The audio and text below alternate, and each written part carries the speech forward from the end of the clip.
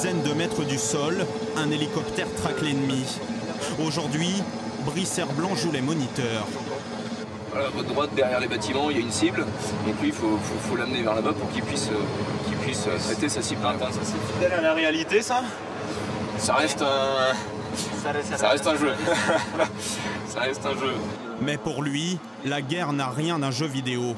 À 32 ans, il pilote cet hélicoptère de combat, le Tigre, fleuron de l'armée française.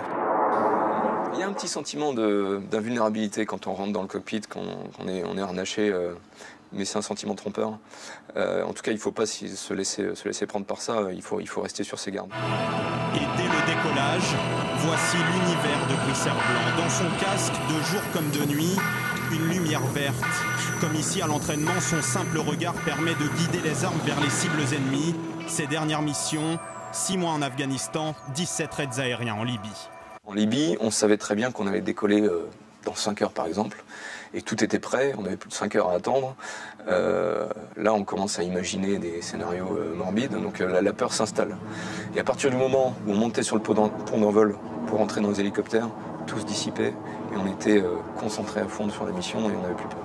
En Afghanistan, il y a des soldats français qui étaient blessés, il y a des soldats français qui étaient tués au combat. On devenait un peu passionné dans ce combat, et on avait tendance à tomber dans la haine de l'ennemi, parce qu'il y avait ces soldats français, ces compatriotes qui étaient blessés, qui étaient tués. Donc moi j'essayais de combattre cette haine, mais elle était là. C'est impossible de ne pas s'engager émotionnellement dans un combat comme celui qui avait lieu en Afghanistan. Est-ce que tuer des civils, c'est la principale crainte? Je dirais que la première crainte, c'est tuer un soldat français. En tout cas pour moi. Un tir fratricide, ce serait quelque chose de très dur à vivre.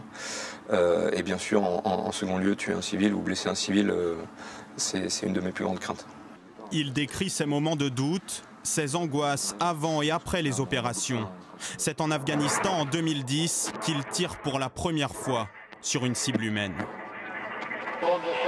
Mais c'est quelques jours après où j'ai eu une réaction émotionnelle.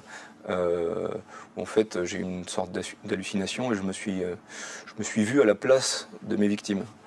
En fait, c'était ma façon de digérer l'acte.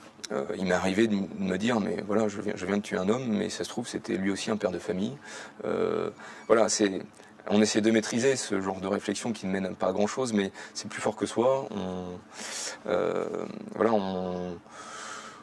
on pense tout simplement à sa victime et voilà, et quelque part je pense qu'il faut les respecter aussi. On reste humain quoi qu'il arrive et ça c'est quelque chose qui m'a beaucoup rassuré. On ne devient pas des machines à tuer.